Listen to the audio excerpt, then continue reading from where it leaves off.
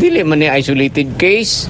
Paano na nga isolated case nga na may mga president kapang hitabo?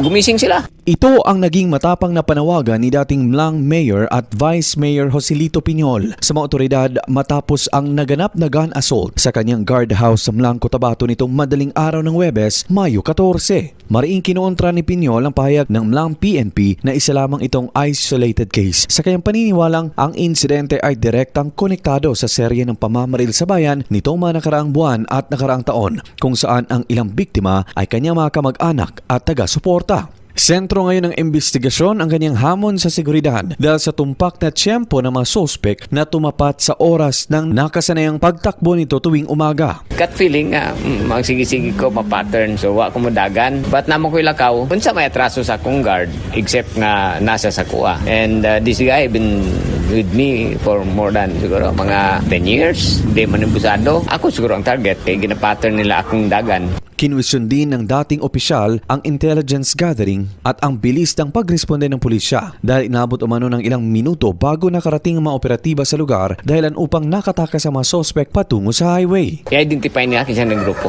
Di kumutuo nga wala sa kabalo. Nga mga grupuhan. Kasayang lang mga intelligence funds na to dagko. And these people would not have a daring actions or activity kung wala sila sandalan o wala sila kasalig.